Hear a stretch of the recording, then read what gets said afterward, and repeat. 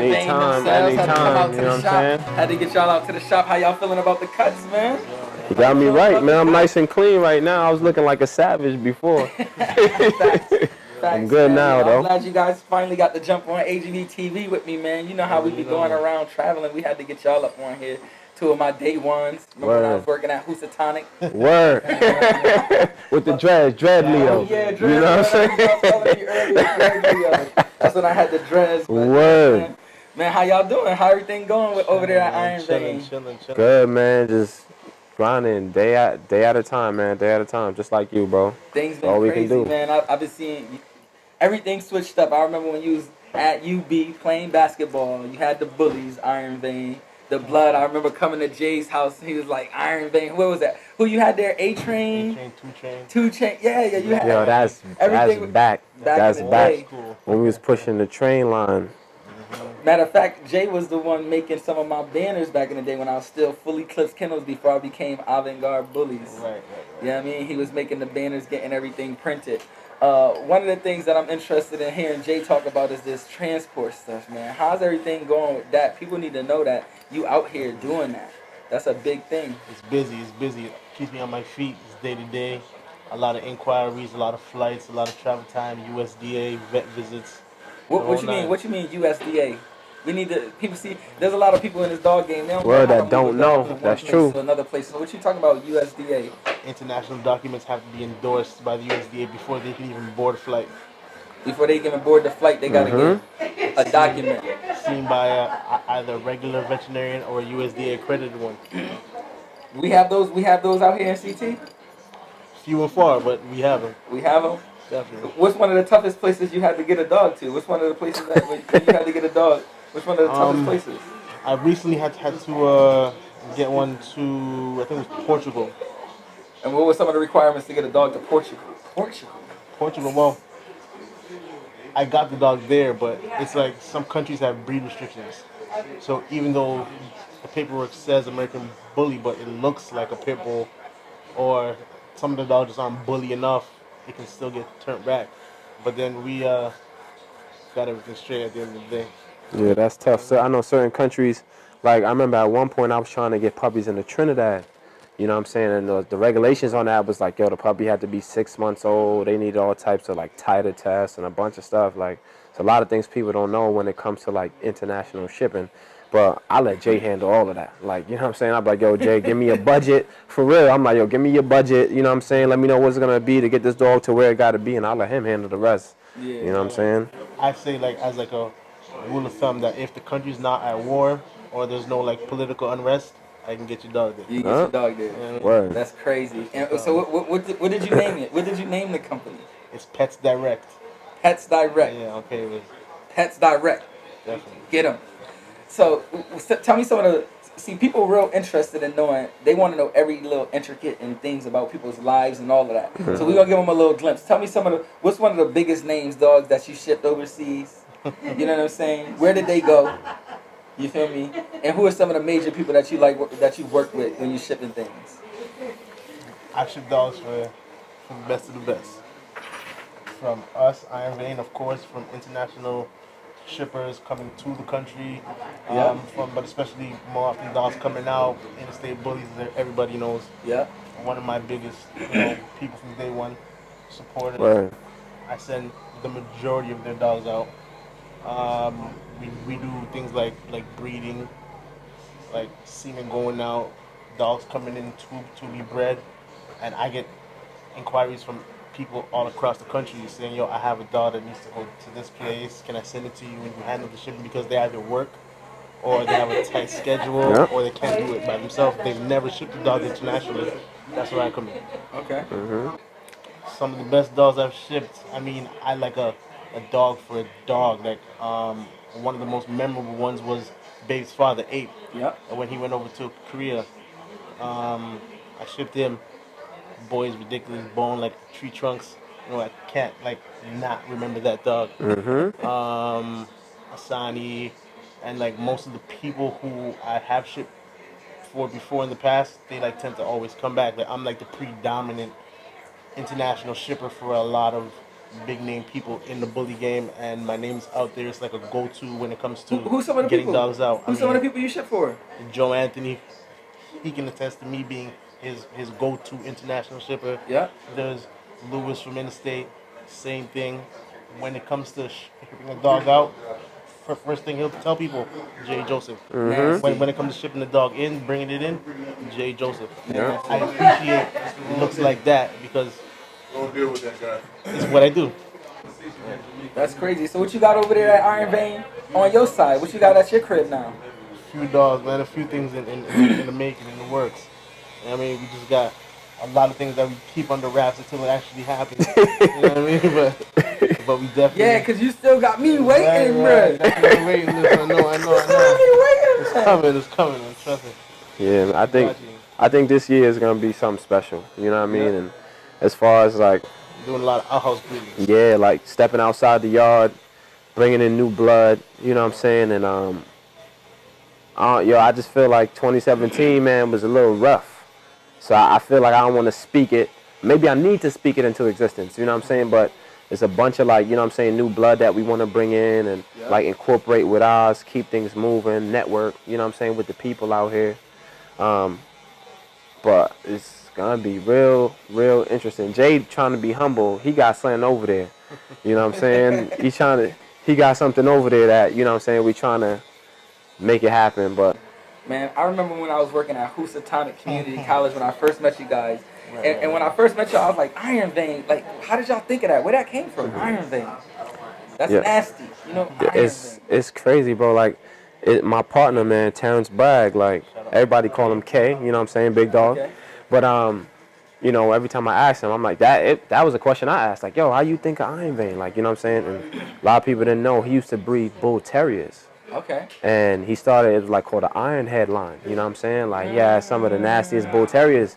And he started breeding bullies, you know what I'm saying? And it was like, yo, it's in the blood, you know what I'm saying? Iron Vein, you know what I mean? And then, like when I started, you know what I'm saying, I was like, at first I wanted to do my own thing. Like, you know what I'm saying? He always tell me, like, yeah, you know what I'm saying, you gonna go up, you gonna do your own thing, da-da-da-da-da. Everybody wants to do their own Yo, thing. but I just like the environment, like, you know what I'm saying? Like, the family aspect of it. And it was like, you know what? Nah, this is where I want to be. Like, you know what I'm saying? So, you know, it was just like, you know what I'm saying? It was, the name number one is hard, but it's just like what we stand for too. Like, you know what I'm saying? There's more family when you're dealing with us. It's not just a bunch of dudes who just got dogs and selling puppies. Like, yo, if you see our videos on Facebook, bro, we in the backyard playing basketball, wilding out, like, you know what I'm saying? Like, enjoying it. Yeah, when we get together, it's not just about the dogs, man. Like, we travel together, you know what I'm saying? So, you know, that's pretty much the biggest reason that, you know what I mean, like, I really love the dog so much.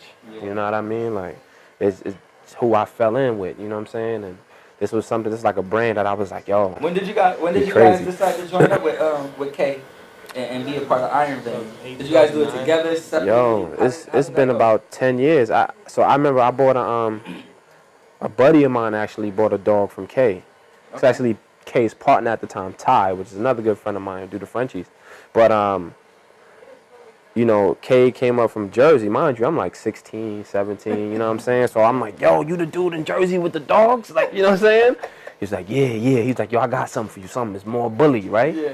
So I went to the car. He had these 2 bully puppies in the car. Yo, I was like, damn, I never saw nothing like that. You know what I mean? But, you know what I mean? You know, I was young, right? I'm like 16, 17. I used to call him. He used to work overnights. I used to call him at like 8 o'clock. He'd be like, yo, you can't call me. Like, you know what I'm saying? I got to go to work in the morning. He told me, he's like, yo, I couldn't stand you when I first met you. He's like, yo, this little dude is annoying, bro. Like, you know what I'm saying? But, you know, I was on it. I wanted to do the dogs. Yeah. And then me and Jay, you know what I'm saying? We went to church together. You know what I mean? Our families is tight. And I was just like, yo, Jay, yo, you need to get into these dogs. Like, you know what I'm saying? Like, and then it was on from then. And that's how you got involved? So your cousin got you involved, Jay? Yo, it was... You was chilling. Jay was chilling. He was good. He was going to school, working. Introduced to the bullies and everything. Yo, I was... Never looked back. Never looked back. So I was like, yo, Jay, you got to see these dogs, man. We taking trips to Jersey, you know what I'm saying? We we driving all around. Like, you know what I'm saying? It was just... The environment, bro, was just different. It was like something that...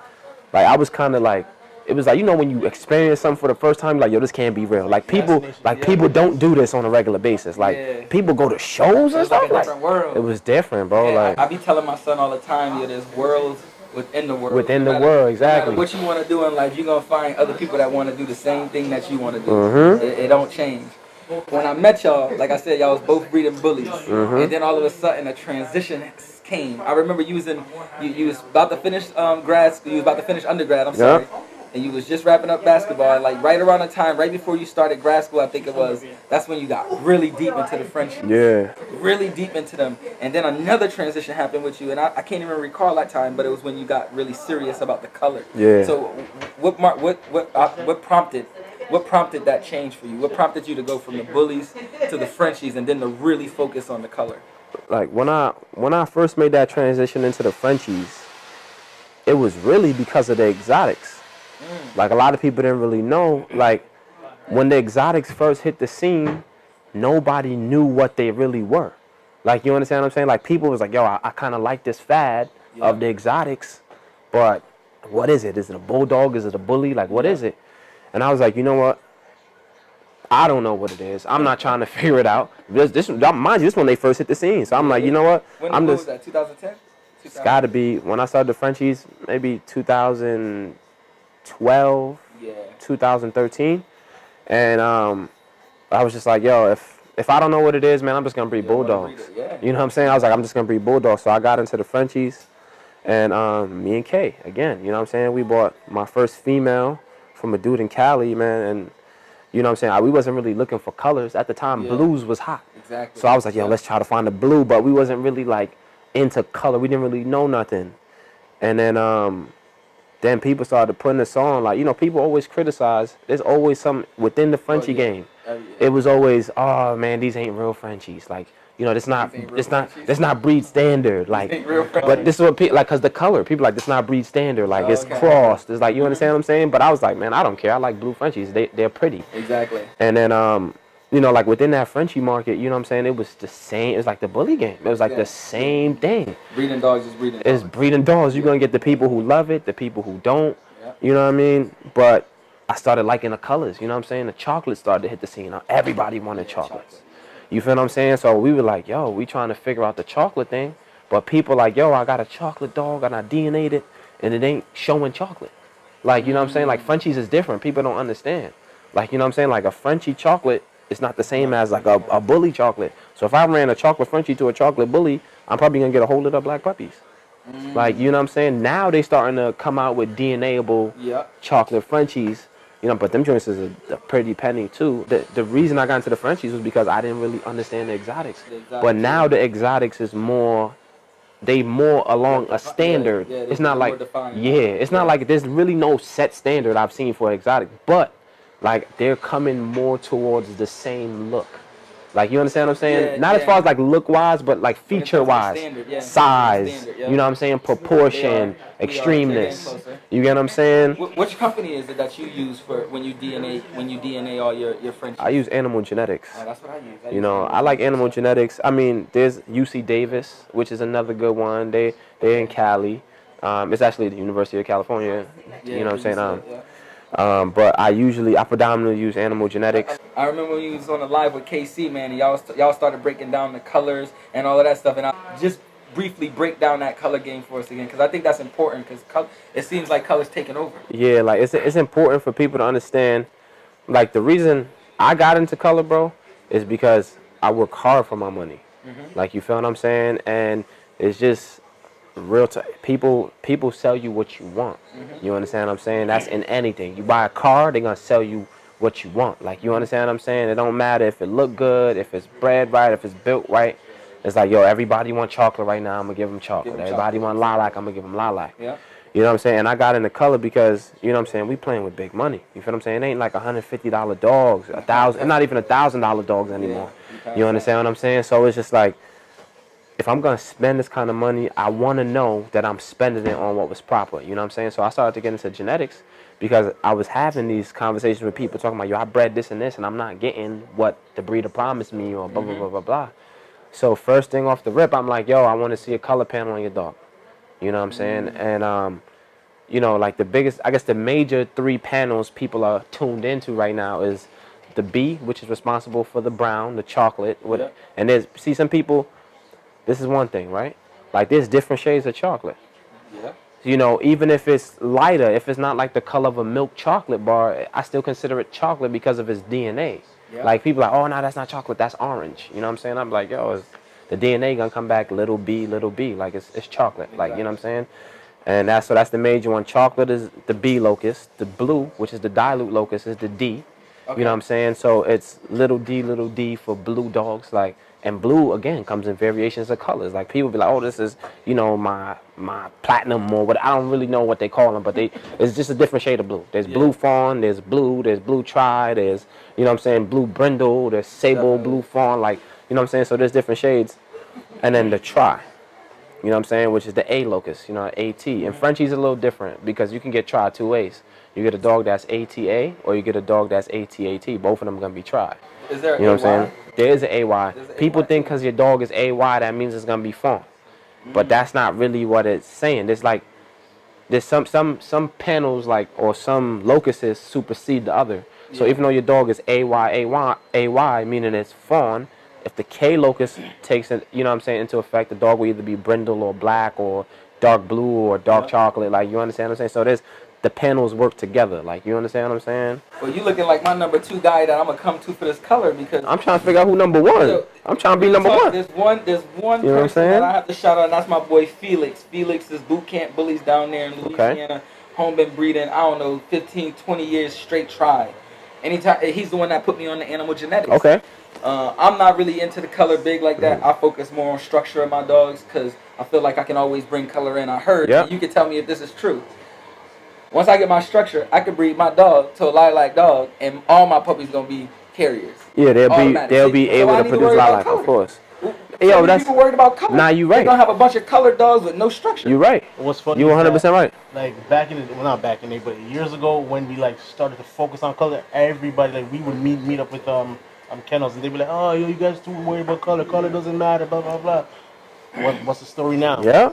Everybody want color. About black dog. The blue wave is always going to be there, but now it's strictly chocolate and lilac, especially lilac. I mean, I agree. I'm not going to say the black wave is over. But what I'm saying is right now, people don't understand genetics enough to understand that, look, you can buy the black dog, you can buy the brindle dog, you can buy the fawn dog. You understand what I'm saying? Like, you don't always just have to buy the chocolate dog and the blue dog and the lilac dog. Like, you feel what I'm saying? And, yo, you could get any color in 2 breedings. That's absolutely any color. Like, people don't understand that. You get any color in 2 breedings, bro. Like, I'm talking about starting with dogs with no color. Like, you understand? Dogs with no color. I personally, I like color. But like I said, I focus on. But I'm the same way. I'm structure first. I think a lot of people is getting caught up in this lilac because everything is lilac. I mean, literally everything.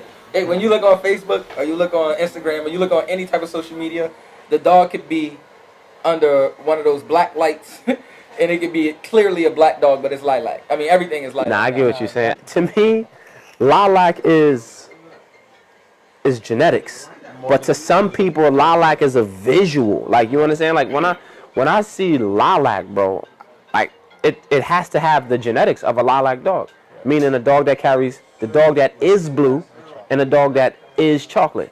Okay. Like, you understand what I'm saying? So the reason why lilacs are so valuable, bro, is because no matter what you breed them to, the offspring will always be able to create blues and chocolates. Because the dog is lilac doesn't mean somebody should breed to it. There's some ugly right. dogs out here, man. You're right. There's some ugly dogs.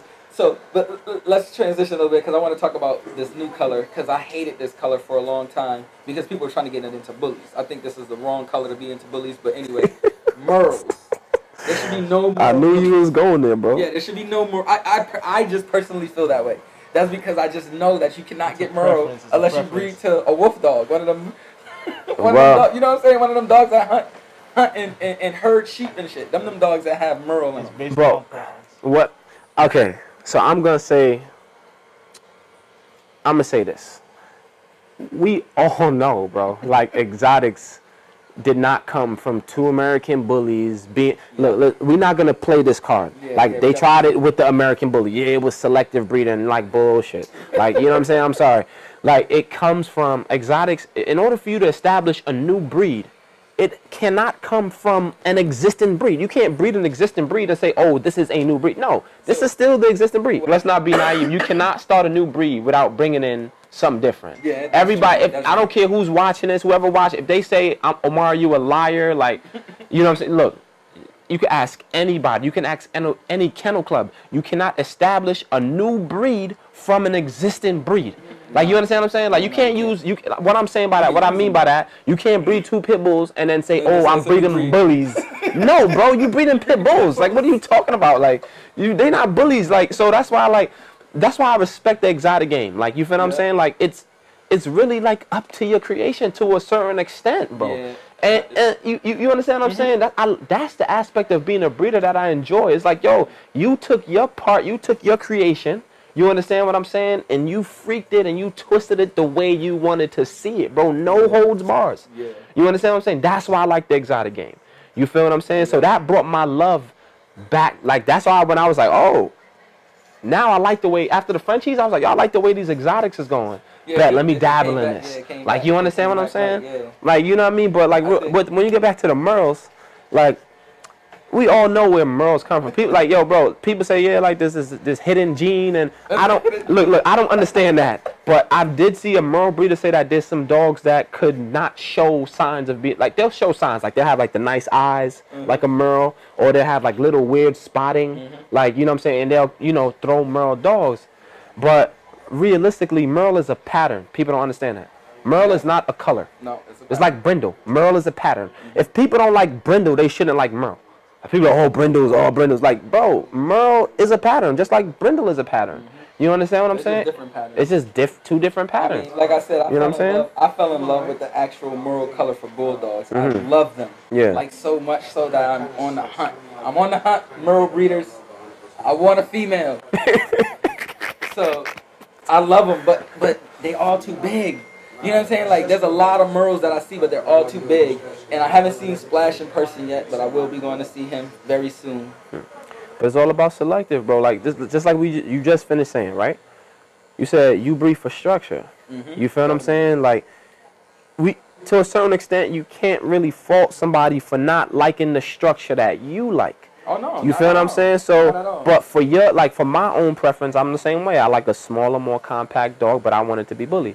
Like, you feel what I'm saying? But that don't mean that the dog that's not small and compact is not a good-looking dog. It's just not what I want at the moment. Like, you feel what I'm saying? So, it's hard, though, to tell breeders, like, nah, I don't really like that, because they take offense. But, we all entitled to like that's what makes people unique. I sort of think that, and that brings us back to the competition thing that I always talk about. I sort of think that, for me, if I come to y'all and I say, oh, man, Iron Man, y'all got this fire dog. I like this dog. And then I look at my dog and I'm like, damn, my dog's missing this one thing. The next time I come back, my goal is to make y'all say what I said to y'all when I seen y'all dog. Damn, Leo, your dog fire, man. Then y'all look at y'all dog like, my dog missing this one thing. Exactly. That's how I see the whole competition in the bully game anyway. So that's why, for me, everything is fun. If I come see your dog, you better believe when I bring my dog out, it's going to crush your dog. And that's why my dog's is tucked away right now. That's why all my stuff is tucked away, breeding, until when I bring it out, people are going to be like, whoo. And sometimes, people don't understand. You gotta stay in the lab, bro. Like, like a lot of people you can't. Not every production is worth bringing out. Son. Like, some productions are just tools, bro. And like, it's just hard. Like, for me, I don't say a lot. You know what I'm saying? I sit there and I just watch, because I don't want nobody being like, yo, Omari's a hater, bro. Like, you feel what I'm saying? I'm a hater all the time. Like, I ain't worried about it. You know what I'm saying? I ain't worried about it. Yeah, I just report what I see. I like showing realness, man. You feel me? Like, remember the game is so crazy, man. Photoshop messed everybody up. When Photoshop came, that messed everybody up. Everybody was like, yo, that dog crazy. Then you go to the show and see the dog and the dog trash. That's why some people don't bring their dogs out. Not everybody. That's true. But there's some people where it hurt them when they took their dogs out, and they'd be like, oh yeah, man. Everybody like, oh, that's fire. Then they brought their dogs home and they Photoshop. And then they took their dogs out again and they're like, whoa, that's crazy. But the game is ever changing. The game is ever changing. I want to get you guys' opinion on where do you guys see the game going? You know, we went from pocket. Matter of fact, we went from the bullies, the American bullies, right? Then the extremes blew up, got crazy. Extremes, it went crazy with extremes. And then we had the pocket wave that was bananas, and everybody was like, "Yo, we like this pocket wave. We got it shorter, not a color wave, not a Murrow wave. What's the next wave? Where the bully game going?" Yo, honestly, where y'all trying to take it? Real talk. More substance. I think more substance. What you mean by more substance? A more all around, like well put together dog, focusing on rears. Focusing on rears. I've seen a lot of videos. Videos, good rears, bad rears? How they walking? JJ trying not to say nothing. Focuses on rears. It should be for the bully game. The bully game need to focus on the rears?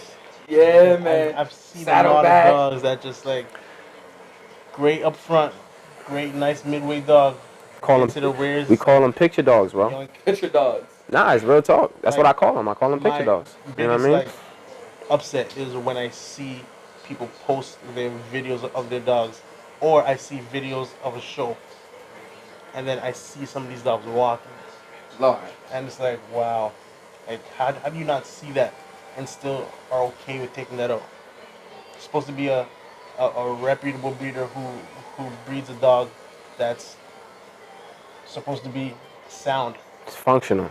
Functional. Yo, people think just because your dog is functional, that means it's clean.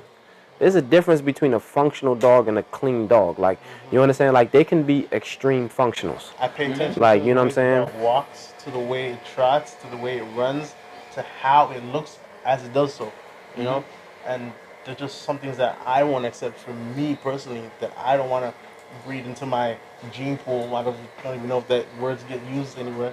You know, but I just don't want that in my yard. So where you see it going? Where you see the bully? Honestly, I'm going to agree with more complete dogs. You understand? Like, as far as color-wise is concerned, like, people don't even know. Like, the bully game has tapped out of its peak of unique colors. Like, you understand what I'm saying? Like, any color that you think you're going to be first to invent, bro, like, just forget it. It's already there. But, you know, it's just, what happens is, sometimes we can't see the big picture because we stuck in the hype, and it's not purposeful. You know what I'm saying? Like, yo, this is moving, this is selling.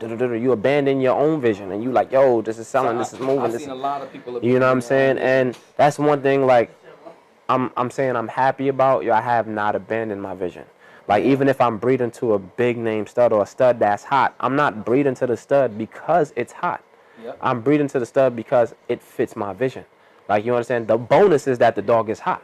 You feel what I'm saying? So that means everything that I didn't plan on keeping, I could sell. Like, you understand what I'm saying? And that's, like, as a breeder, that's the things that I look at. Like, you know what I'm saying? But altogether, the game, it has to come back to what I consider functional dogs. Like, you know what I'm saying? Like, and not saying, oh, the dog, they exotics, you know what I'm saying? They're going to have breathing issues, you know what I'm saying, because of the other breeds that's been pulled in. They're going to have breathing issues, not breeding, breathing issues. They're going to have, you know what I'm saying, like they have short snouts. Anything with a short snout is going to have, you know, a tough time breathing, you know what I'm saying? But I would like to see the dogs be able to move. Like, you understand? And not to say, oh, I'm going to throw a ball and the dog going to run and go get it. I'm just saying, like, if I'm walking my dog down the street, my dog is walking down the street. I don't got to lug it into the show on a cart. You understand what I'm saying? Or in a wagon. Like, you feel what I'm saying? Because the dog can't walk. I put it on the table, stack it on that. I don't want that. Like, I want my dog to walk into the show. You understand what I'm saying? Like, you know, like, it's just... I want my dogs fat and lazy personally. Yo, I mean, I don't mind them being fat and lazy. Muscled up lazy is cool too. Yeah, but I don't mind lazy, but as long as it can move. Yeah, definitely. You feel what I'm saying? Like I'm saying, like, it don't gotta be a ball chaser, but it's not like, yo, every time I take my dog from point A to B, I gotta pick it up and move it. And like, it's too much work, man. I gotta carry my kids. I got 2 girls. I don't got no extra hands to be carrying a dog. You feel what I'm saying? Man, I appreciate you guys taking time out. It's nothing but love, Leo. You know what I'm saying? You know what I mean? I ain't Vane in the building. I haven't got, you know what I'm saying? We came a long way, man. Yo, man, you watching Iron Vein Kennels on AGBtv. You know what I mean? Shout out to my man Leo. You know, the camera crew for putting this together for us. You know what I mean? Make sure y'all follow and you tune in, man. These boys doing big things, definitely. This is Jay. I'm Kennel. You're watching AGBtv. We in here.